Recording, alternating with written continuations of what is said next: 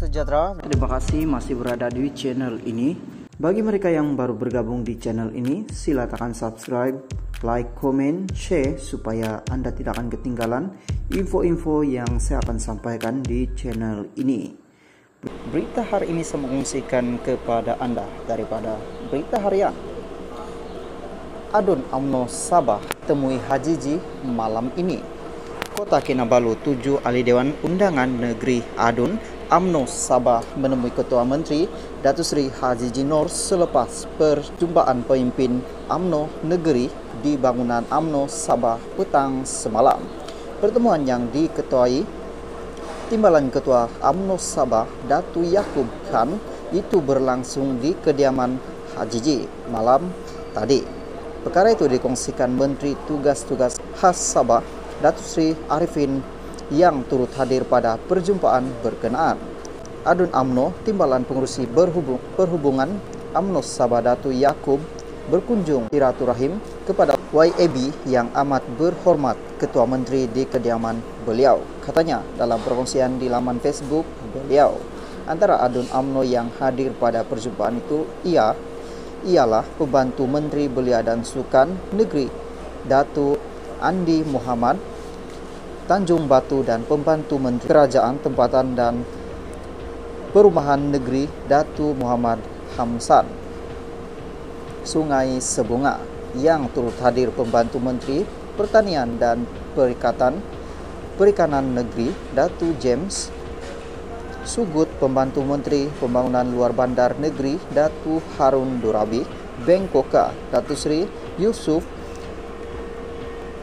Sindumin dan Datu Raimigi Datu Adun dilantik. Petang semalam semua Adun UMNO Sabah diketuai Datu Seri Bong Mukhtar Radin berkumpul di bangunan Sabah UMNO Sabah. Di sini ketika timbul spekulasi mengenai pertukaran tampuk kerajaan negeri melalui kerjasama Parti Warisan dan UMNO Barisan Nasional PN. Pada masa sama, Presiden Warisan Datuk Seri Muhammad Safi Abdal dijadwal mengadakan sidang media di lokasi berasingan pada jam 4.30 petang semalam.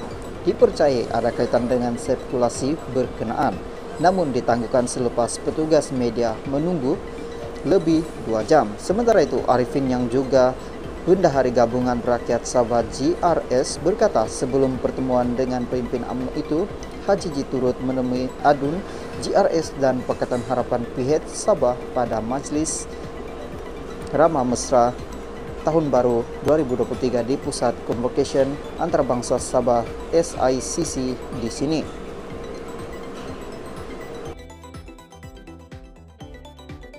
Salam sejahtera. Terima kasih masih berada di channel ini. Bagi mereka yang baru bergabung di channel ini, sila tekan subscribe, like, komen, share supaya Anda tidak akan ketinggalan info-info yang saya akan sampaikan di channel ini. Berita hari ini saya mengungsikan kepada Anda daripada Astro Awani. ME63 Hajiji dan Abang Jo akan jumpa PM Anwar untuk memuktamadkan beberapa perkara. Kuala Lumpur, Ketua Menteri Sabah Datuk Seri Hajiji Noor bersama Sarawak Tan Sri Abang Johari Tun Openg akan bertemu Perdana Menteri Datuk Seri Anwar Ibrahim untuk memuktamadkan beberapa perkara di bawah Perjanjian Malaysia 1963. ME63 antaranya berkaitan isu gerakan khas. Hajiji menyifatkan keputusan kerajaan memberi autonomi kepada Sabah dan Sarawak untuk meluluskan projek di bawah RM50 juta merupakan satu berita baik bagi Sabah dan Sarawak. Ia adalah satu lagi berita baik yang diumumkan oleh Perdana Menteri Datuk Seri Anwar Ibrahim di atas penyerahan kuasa sumber gas kita. Ia pasti akan membantu dalam kelulusan dan pelaksanaan projek pembangunan dan sentiasa dihalang oleh karena birokrasi yang rumit. Sebelum ini, katanya dalam satu kenyataan pada Rabu. Mengulas lanjut, Hajiji menjelaskan jawatan kuasa kerja dan kajian semula mengenai ME63 akan diteruskan di bawah pengurusinya timbalan Perdana Menteri Datuk Seri Faridah Yusof. Katanya selepas keputusan memberi autonomi kepada Sabah dan Sarawak untuk meluluskan projek di bawah RM50 juta, kerajaan juga dijangka akan memberikan peruntukan tambahan kepada Sabah bagi mempercepatkan projek Lebuh Pan Borneo. Ketika sidang media selepas mempengerusikan mesyuarat Kabinet, Anwar memaklumkan jemaah menteri menyerahkan kuasa meluluskan projek-projek bernilai RM50 juta kepada kerajaan Sabah dan Sarawak.